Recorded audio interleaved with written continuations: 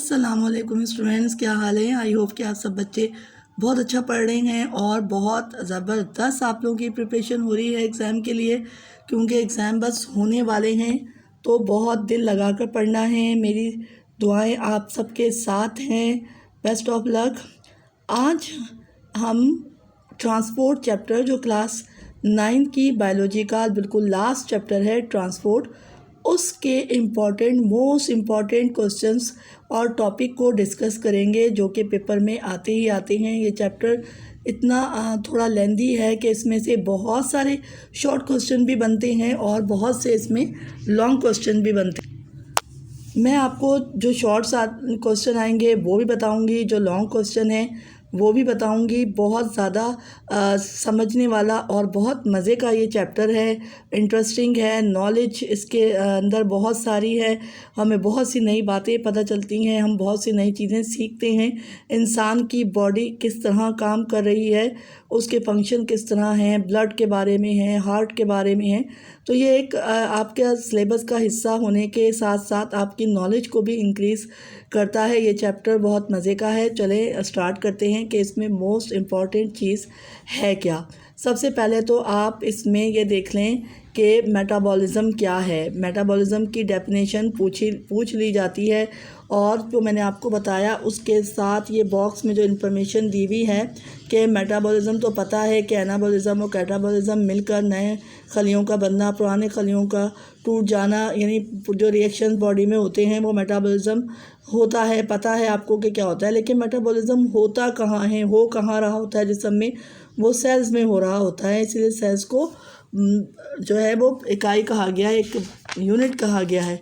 उसके अलावा हम आ जाते हैं पौधों में ट्रांसपोर्ट, यानी सबसे पहले आपको पौधों के बारे में बताया गया है, उसके बाद फिर इंसान की बारी आई है। तो पौधों में ट्रांसपोर्ट्स के लिए आपको सबसे पहले ट्रांसपोर्ट की डेफिनेशन, कि पौधों में ट्रांसपोर्ट कैसे होता है, तो कभी पूछ लेते हैं पानी और आयन को जब्स करना। वो तो आप देखेंगे, जो अंडरलाइन कर लें, जो याद रखने वाली बातें हैं उनको अंडरलाइन कर लें, ताकि जब आप रिवाइज़ करें तो आपको याद रहे। इन्फॉर्मेशन जो बॉक्स में दी हुई है वो बहुत ज़रूरी है, वो आपने याद करनी है। उसके बाद जो सबसे मोस्ट इम्पॉर्टेंट टॉपिक है इस चैप्टर का ट्रांसपोर्ट का, वो है ट्रांसपायरेशन। अब इसमें ये पूरा फुल टॉपिक आप याद कीजिएगा, इसमें से कुछ भी आपसे पूछा जा सकता है। ट्रांसपायरेशन की डेफिनेशन पूछी जा सकती हैं, इसकी टाइप्स पूछी जा सकती हैं, यानी कितने तरह की ट्रांसपायरेशन होती है। और अगर टाइप्स आपको नहीं नाम लेके ना पूछी जाए तो कुछ सिचुएशन दे दी जाएगी और पूछा जाएगा कि ये कौन सी ट्रांसपायरेशन है। उसके अलावा आप इसमें ट्रांसपायरेशन के साथ साथ इसमें आप पूरा ये टॉपिक ट्रांसपायरेशन का याद करेंगे। उसके बाद स्टोमेटा के बारे में पूछ लिया जाता है कि स्टोमेटा का खुलना और बंद होना, ये पूछा जा सकता है। उसके बाद बॉक्स में दी हुई इन्फॉर्मेशन ये ज़रूर याद करनी है, मोस्ट इम्पॉर्टेंट है। सवाल टॉपिक यही होंगे, मैं आपको बता रही हूँ। सवाल जो है वो थोड़ा घुमा फिरा के दिया जाएगा, क्योंकि इस साल फेडरल बोर्ड ने बता दिया है कि एसएलओ बेस्ड पेपर होगा। यानी एसएलओ बेस्ड का मतलब कब, कहाँ, ये क्वेश्चन नहीं होंगे। कैसे, क्यों, यानी कैसे क्यों वाले जो WH क्वेश्चंस होते हैं वो पूछे जाएंगे। तो एसएलओ बेस होंगे, तो आपको बहुत अच्छी इसकी तैयारी करनी है। सबसे मोस्ट इम्पॉर्टेंट टॉपिक ये है ट्रांसपायरेशन की रफ्तार पर असरअंदाज होने वाले अवामिल। आसान सा बात है, इसको अच्छी तरह देख लीजिएगा। उसके बाद कुछ थ्योरीज आ जाती हैं। ये ट्रांसपायरेशन की अहमियत, इम्पोर्टेंस, ये भी बहुत इम्पॉर्टेंट है, ये भी आ जाता है। फिर ट्रांसपायरेशन पूरी डेफिनेशन में पूछ लिया जाता है कि ट्रांसपायरेशन क्या है। उसके अलावा एक सवाल मैंने आपको बताया कि आता है डिफाइन द फॉलोइंग, यानी मतलब डेफिनेशन 4 से 5 दे दी जाती हैं, वो भी पूछा जाता है, जिसमें आपको यूट्रोफिकेशन पूछ लिया और डाइजेशन पूछ लिया, डिसेशन। अब ये डिसेशन, अब ये है डिस्कशन, ये जो है यहाँ पर ये जो है आपने याद करना है, ये डेफिनेशन आपने याद करनी है। पानी की शदीद कमी के दौरान पौधे से पानी निकलने पर पौधा जो है वो डिसिकेशन, यानी पानी की शदीद कमी का शिकार हो जाता है। ये डेफिनेशन मोस्ट इम्पॉर्टेंट है, इसको याद करना है। ट्रांसपायरेशन पुल याद करना है। इसमें जो इंफॉर्मेशन दी हुई है बॉक्स में वो तो याद करनी ही करनी है। उसके बाद हमारे पास आ जाता है यहाँ पर पानी की ट्रांसपोर्ट में ये वाला कोहेजन टेंशन थ्योरी, ये बहुत इम्पॉर्टेंट है, ये पेपर में आती है, इसको आपने याद करना है। उसके बाद हमारे पास आ जाता है transport of food. Transport food में पूछा जाता है इसमें कि इसमें सोर्स क्या है, सिंक क्या है, ट्रांसपायरेशन होती कैसे है, खुराक की ट्रांसपोर्टेशन कैसे होती है खुराक की, ये देख लीजिएगा इसको। वैसे इतना ज़्यादा लंबा नहीं पूछा जाता, बॉक्स की इंफॉर्मेशन ज़रूर लेनी है। उसके बाद ये है प्रेशर फ्लो मैकेनिज़्म, ये पेपर में आता है। ये रिसोर्स से सिंक की तरफ जो खुराक ट्रांसपोर्ट होती है उसका भी एक मैकेनिज़्म है जिसको प्रेशर फ्लो मैकेनिज़्म कहते हैं। इसको ज़रूर आपने याद करना है, बॉक्स की इंफॉर्मेशन याद करनी है। ये जो एक सवाल दिया हुआ है ये भी कभी आ जाता है, इसको भी याद करना है। उसके बाद ये इंसान ट्रांसपोर्ट की डायग्राम है, डायग्राम दे दी जाती है और उसमें पूछ लिया जाता है कि इसको, अब जैसे ये है, यहाँ पर देखें ये क्या लिखा हुआ है, ये ठीक है, यहाँ पे लिखा हुआ है पानी की ट्रांसपोर्ट है, ठीक है, यहाँ पे लिखा है मेसोफिल सेल्स हैं, यहाँ पे लिखा है ये रूट है, ये सिंक है, और ये ऊपर लिखा हुआ है ये सोर्स है, ठीक है। अब यहाँ पे ये नहीं लिखा हुआ होगा, ऐसी डायग्राम आ जाएगी, लिखा होगा ए, ये बी, ये सी, ये डी, ये ई, तो इन पे आपने पहचानना होगा कि ये ए में क्या लिखा है, बी में क्या है, सी में क्या है, तो ये डायग्राम ज़रूर याद करनी है। इंसान में ट्रांसपोर्ट आ जाता है तो ब्लड में ये इन्फॉर्मेशन दी हुई है, ये बॉक्स में ये ज़रूर याद करनी है, इनको तो छोड़ना नहीं है। ये देखें कि ये भी एक है इंफॉर्मेशन। अब इसमें है ओपन सर्कुलेटरी सिस्टम और क्लोज सर्कुलेटरी सिस्टम, इसकी डेफिनेशन ज़रूर आपने याद करनी है, ठीक है। उसके बाद ब्लड आ जाता है। ब्लड इतना इम्पॉर्टेंट है, इसमें से बहुत सारे शॉर्ट क्वेश्चन भी निकलते हैं और लॉन्ग क्वेश्चन भी निकलते हैं। ब्लड प्लाज्मा मैंने बहुत ज़बरदस्त और डिटेल की वीडियो बनाई हुई है ब्लड प्लाज्मा की, मेरे चैनल पे है। अगर आप ब्लड प्लाज्मा को वहाँ से देख के याद कर लेंगे तो आपके लिए बहुत अच्छा होगा। यहाँ पे ब्लड प्लाज्मा वो वीडियो है, मेरे चैनल पर सर्च कीजिएगा, वहाँ से आपको मिल जाएगी। उसके बाद ये सेल्स आ जाते हैं, रेड ब्लड सेल, और रेड ब्लड सेल के बाद हमारे पास आता है ये वाइट ब्लड सेल। ये बहुत ही इम्पॉर्टेंट है, इसमें से बहुत सारे सवाल पूछे जाते हैं, इसमें से एमसीक्यूज़ भी पूछे जाते हैं, इसमें पूछे जाते हैं, इसमें एक शॉर्ट क्वेश्चन भी इसमें से आ जाते हैं, लॉन्ग क्वेश्चन का भी सवाल इसमें बन जाता है, किसी एक को भी पूछ लिया जाएगा।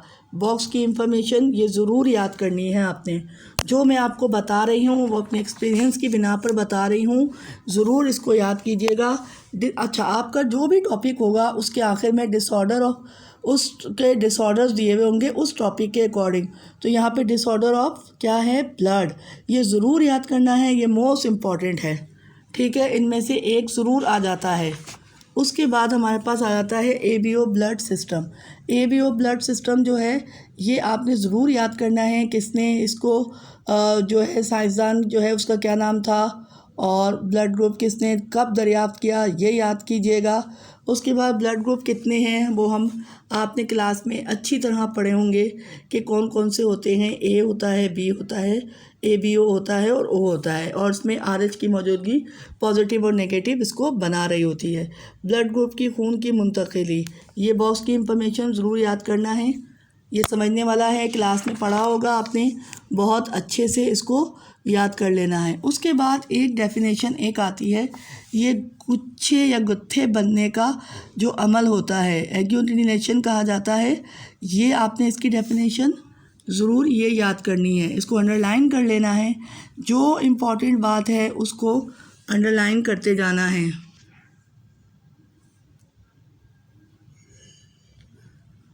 ठीक है, उसके बाद आ जाता है बच्चों दिल, इंसान का दिल, ये बहुत इम्पॉर्टेंट है। अब आपके पास इस बुक में कुछ बॉक्स में क्वेश्चन भी दिए हुए हैं, इन क्वेश्चन को ज़रूर आपने देखना है, ये भी पेपर में कभी पूछ लिए जाते हैं।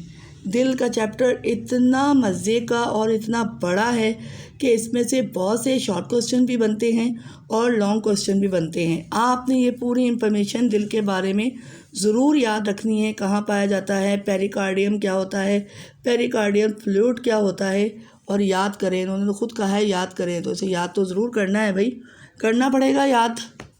मज़ेदार चैप्टर है, पढ़ने में मज़ा आता है।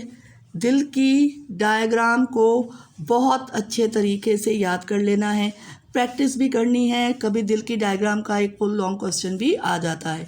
लेबलिंग ज़रूर याद करनी है कि ये क्या है, वॉल कहाँ है, ये कौन सा खाना है, ये कौन सा है, ये कौन सा है, ये कौन सा है, ये क्या है, ये क्या है, ये क्या है, ये दो लालियाँ कौन सी हैं, ये दोनों लालियाँ कौन सी हैं।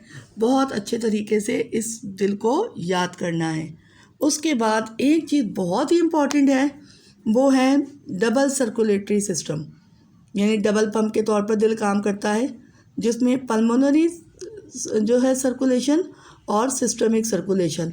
पल्मोनरी क्या होती है, दिल से लंग, फिर लंग से दिल, यानी दिल से फेफड़े, फेफड़े से दिल, पल्मोनरी। फिर सिस्टमिक, जिस्म से दिल और दिल से जिस्म, यानी बॉडी से जिस्म में दिल में आना और बॉडी दिल से फिर बॉडी में जाना, ये सिस्टमिक है। ये ज़रूर याद कीजिएगा, बहुत इम्पॉर्टेंट है, पेपर में आ सकता है। उसके बाद ये इसकी डायग्राम है, यानी डबल सर्कुलेशन की ये डायग्राम है। इसको 8, ये 8 होता है ना, 8, इससे भी इसको जो है माना जाता है, इसको नाम से याद किया जाता है। यानी कि आप देखें कि क्या है, ये फेफड़े हैं, ये दिल है, ये जिस्म है, यानी दिल से फेफड़े, फेफड़े से फिर दिल, ये हो गया पल्मोनरी। दिल से जिस्म, जिस्म से फिर दिल, दिल ये दिल है, दिल से ये जिस्म में और जिस्म से फिर दिल में, ये सिस्टमिक सर्कुलेशन है। ये ज़रूर याद कीजिएगा। इसके अलावा ये बॉक्स की इंफॉर्मेशन ज़रूर। और फिर आ जाता है कार्डियक साइकिल। कार्डियक साइकिल की भी मैंने बहुत ज़बरदस्त वीडियो बनाई हुई है, मेरे चैनल पर है, उसको सर्च करके आप ले सकते हैं, वहाँ से इसको समझ सकते हैं। अब सिस्टोल और डायस्टोल क्या होता है, ठीक है, ये और ये इसकी डायग्राम, ये ज़रूर आपने याद करनी है। उसके बाद आ जाता है हमारे पास ये वाला, ये बॉक्स में इंफॉर्मेशन नहीं भूलना है, इसको ये ज़रूर याद करनी है। उसके बाद आ जाता है हमारे पास आर्टरीज़ और वेन। आर्टरीज़ और वेन्स और कैपिलरीज़ का सवाल पेपर में लाजमी आता है, इसको याद तो करना ही करना है, ये बॉक्स की इंफॉर्मेशन याद करनी है। उसके बाद हमारे पास ये वेन हो गई, सारी शरियानें हो गई। उसके बाद हमारे पास आता है आर्टेरियल सिस्टम, यानी आर्टेरियल सिस्टम जो है वो आपने पढ़ना है इंसान का, और उसके बाद वेनस सिस्टम ऑफ मैन, यानी इंसान का। इसके लिए मैंने एक आसानी के लिए आपको ये किया है, ये शायद आपको नज़र आ रहा हो, इसका स्क्रीनशॉट ले लीजिएगा। ये मैं आपको बता रही हूँ, आर्टेरियल सिस्टम इस तरह याद कीजिएगा। देखें, major arteries in arterial system of man, यानी इंसान के आर्टेरियल सिस्टम में जो मेजर आर्टरीज पाई जाती हैं उनको मैंने पेपर पे ये लिख दिया है, आप ये याद कर लेंगे। तो आर्टेरियल सिस्टम क्या होता है, ब्लड जो है वो सप्लाई होता है दिल से, जिन नालियों के ज़रिए जिस्म को सप्लाई होता है वो आर्टरीज़ होती हैं। तो अब यहाँ पर देखिए, पहले है coronary arteries. Coronary arteries blood supply to heart, यानी दिल को ग़िज़ा, फूड पहुंचाने का काम कर रही होती है, ऑक्सीजन पहुंचाती है, फूड पहुंचाती है कॉर्नरी आर्टरीज। उसके बाद है कैरोटिड आर्टरीज। अच्छा, पेपर में एक सवाल ऐसा भी आ जाता है, मुख्तलिफ शरियानें दे दी जाएंगी और कहा जाएगा कि ये कहाँ कहाँ खून पहुंचाती हैं, या डिफरेंट वेन्स दे दी जाएंगी और कहा जाएगा कि ये कहाँ कहाँ से खून लेकर आती हैं दिल को। तो ये देखिए यहाँ पे है कैरोटिड आर्टरीज, ये blood supply head and neck, यानी कैरोटिड जो होती हैं वो सर के जितने भी हिस्से होते हैं, फेस है जिसमें चीक है, माउथ है, एयर है, आइज़ हैं, ब्रेन है, और ये नेक को ब्लड सप्लाई करती है। उसके बाद तीसरी है subclavian arteries. Subclavian artery blood supply to arms, यानी ऊपर के जो दो बाजू होते हैं उनको सबक्लेवियन जो है आर्टरी ब्लड जो है वो सप्लाई करती है। उसके बाद डॉर्सल एवर्टा। डॉर्सल एवर्टा जो है मेन एक बड़ी आर्टरीज होती है जो जिस्म की तरफ जाती है। It carries backward and continue downward as the dorsal aorta बनाती है, और डॉर्सल एवर्टा से ये जो है मुंदरजा झेल या फॉलोइंग। अब यहाँ देखिए कि यहाँ पर ये है जो डॉर्सल एवर्टा से आर्टरीज निकलती हैं वो हेपेटिक। हेपेटिक का जहाँ कहीं लफ्ज़ आए आप समझ जाइएगा कि जिगर से लिवर से मुतल्लिक जो है कोई बात हो रही है। पेपर में ऐसा सवाल आ जाता है, छोटी छोटी बातें होती हैं, टीचर समझाती हैं, बताती हैं, लेकिन बच्चे याद नहीं रखते हैं। लेकिन बेटा अब वक्त आ गया है इन बातों को याद रखने का कि हेपेटिक आर्टरी यानी वो आर्टरी जो जिगर को यानी लिवर को ब्लड सप्लाई करती है। हेपेटिक का जहाँ से भी नाम आए समझ जाएं जिगर के बारे में बात हो रही है। उसके बाद है मेजेंट्रिक आर्टरीज़। मेजेंट्रिक आर्टरीज़ जो डाइजेस्टिव ऑर्गन्स होते हैं जैसे इंटेस्टाइन है, इसको ब्लड सप्लाई करती है। उसके बाद हमारे पास आ जाता है रिनल आर्टरीज़। रिनल का जहाँ कहीं भी रिनल का नाम आए तो आप समझ जाइएगा कि इसमें गुर्दों से मुतल्लिक बात हो रही है। गुर्दों को जो ब्लड सप्लाई करती हैं, जो गुर्दों से ब्लड लेकर आती हैं वो रिनल वेन होती हैं। जो ब्लड लेकर जाती हैं साफ ब्लड, ऑक्सीजनेटेड ब्लड गुर्दे को पहुंचाती हैं वो रिनल आर्टरीज़ होती हैं। उसके बाद हमारे पास आ जाता है common elec arteries. Common elec arteries जो नीचे पैरों की तरफ जाती है। Blood supply blood 1 to each leg, यानी दोनों टांगों को ये खून पहुंचा रही होती है। तो ये मैंने इसको आप स्क्रीनशॉट ले सकते हैं अगर सही मैं कर रही हूँ। मुझे वैसे सही से ये लेना आता नहीं है। इस तरह आप इसका स्क्रीनशॉट ले लें और लेके इसको याद कर लीजिएगा। ये आपका पूरा आर्टेरियल सिस्टम की तैयारी आपकी हो जाएगी। ये मैंने इसको समराइज़ कर दिया है आपकी आसानी के लिए, ठीक है। उसके बाद आ जाता है वेनस सिस्टम। वेनस सिस्टम को भी मैंने इसी तरह किया है। यहाँ मैं आपको मेजर जो वेन्स हैं वो बता रही हूँ। पहली है जुगुलर वेन्स। जुगुलर वेन आप ये ब्लड लेकर, अब वेन है तो ये ब्लड लेकर आएगी, यानी ब्लड को कलेक्ट करेगी बॉडी से। कहाँ लाने के लिए? दिल में लाने के लिए। और दिल में कहाँ लाती हैं? राइट एट्रियम में आता है। तो bring blood from head and neck, यानी सर और उस गर्दन के से जो ब्लड डीऑक्सीजनेटेड ब्लड जमा करती है वो जुगुलर वेन कहलाती हैं। फिर सब क्लेवियन वेन, ये bring blood from four limbs. Four limbs कहा जाता है जो बाजू होते हैं ना हमारे दोनों, जो दो बाजू हैं उनसे ब्लड जो है वो सब लाती है दिल की तरफ। उसके बाद आती है सुपीरियर वेना केवा। सुपीरियर वेना केवा बनती कैसे है पहले देख लो बच्चों। Jugular and subclavian veins unite to form the superior vena cava. ये दोनों जो वेन्स हैं ये आपस में मिल जाती हैं, मिलके ये सुपीरियर वेना केवा बनाती हैं। और सुपीरियर वेना केवा क्या करती है? Which open into the right atrium. ये राइट एट्रियम में ओपन होती हैं ऑफ द हार्ट, यानी दिल के। मैंने अपने स्टूडेंट को तो अच्छी तरह ये पढ़ाया है, उनको तो पता होगा, भूल गए हैं तो दोबारा बता दे रही हूँ। और जो बच्चे मुझे इस वक्त देख रहे हैं उनके लिए बता रही हूँ कि जुगुलर वेन और सब क्लेवियन वेन ये दोनों मिलती हैं, मिलकर ये सुपीरियर वेना केवा बनाती हैं, जो कि हमारे दोनों जो कहाँ ओपन होती हैं, ये राइट एट्रियम में दिल के ओपन होती हैं, ठीक है। आ रही बात समझ में? उसके बाद हमारे पास आ जाती है common elec veins. Common elec veins and femoral when bring blood from the lower limbs. जो हमारी दोनों नीचे की टांगें होती हैं उससे ब्लड जमा करती हैं। एक कॉमन इलेक वेन होती है और एक फीमोरल वेन होती है, ये दोनों जमा करती हैं ब्लड, ठीक है। उसके बाद आ जाता है रिनल वेन। रिनल का नाम, गुर्दे के बारे में बात हो रही है। Bring blood from the kidneys, ये गुर्दों से खून लेकर आती हैं। फिर हेपेटिक वेन। हेपेटिक वेन नाम से जाहिर है जिगर से खून लेकर आती है और डाइजेस्टिव ऑर्गन से लेकर आती है। फिर है inferior vena cava. Inferior vena cava जो हमारे नीचे के हिस्से होते हैं, यानी एक इलेक है, रिनल है एंड हेपेटिक वेन है। ये सारी वेन जो हैं वो आपस में मिल जाती हैं, ज्वाइन हो जाती हैं और मिलकर एक बड़ी मोटी सी नाली बनाती हैं जिसको इन्फीरियर वेना केवा कहा जाता है। और ये it open into the right atrium of the heart, जो दिल के राइट एट्रियम में ओपन होती है। तो इसका स्क्रीनशॉट मैं ऊपर करके ले रही हूँ कैमरा। अगर आप के पास आ जाता है तो अच्छा। ये पूरा वेनस सिस्टम जो है इंसान का, उसकी जितनी भी मेजर वेन्स हैं उनको मैंने इस तरह लिख दिया है। ये आप अच्छी तरह याद कर लें, इसमें से कुछ भी पूछा जाएगा तो आपको आ जाएगा। चलें जी, ये तो हुआ। उसके बाद हमारे पास आ जाता है, ये आर्टेरियल सिस्टम हो गया, वेनस सिस्टम हो गया। अब है कार्डियोवैस्कुलर डिजीज़, यानी दिल की बीमारियां। बहुत इम्पॉर्टेंट है, इसमें भी मैंने वीडियो बनाई हुई है। एथेरोस्क्लेरोसिस और आर्टेरियोस्क्लेरोसिस क्या होता है, आप मेरे चैनल पर जाके इन वीडियोस को देख सकते हैं। जब भी कोई टॉपिक होगा उसके डिसऑर्डर ज़रूर आएंगे और इसमें आते भी हैं। अच्छा, इसमें थ्रोम्बस क्या होता है, एम्बुलेंस क्या होता है, इसकी भी मैंने वीडियो बनाई हुई है। प्लाक कैसे जमा होता है, मायोकार्डियल इंफार्क्शन, ये ज़रूर याद कीजिएगा, पेपर में बहुत आता है। उसके बाद हमारे पास आ जाता है एंजाइना पेक्टोरिस होता है। ये मायोकार्डियल इन्फॉर्मेशन की ये इन्फॉर्मेशन ये ज़रूर याद करनी है आपने। ये इन्फॉर्मेशन जो है ये याद करनी है, ये इन्फॉर्मेशन ये याद करनी है। एंजियोप्लास्टी क्यों की जाती है, क्या होता है, ट्रीटमेंट क्या होता है, हार्ट अटैक क्या होता है, ये सब।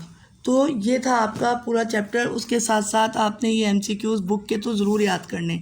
अगर आपने पूरा चैप्टर अच्छे से समझ के पढ़ लिया है तो इसमें से कहीं से भी कुछ पूछा जाए एमसीक्यूज़ में वो आपको ज़रूर आएगा।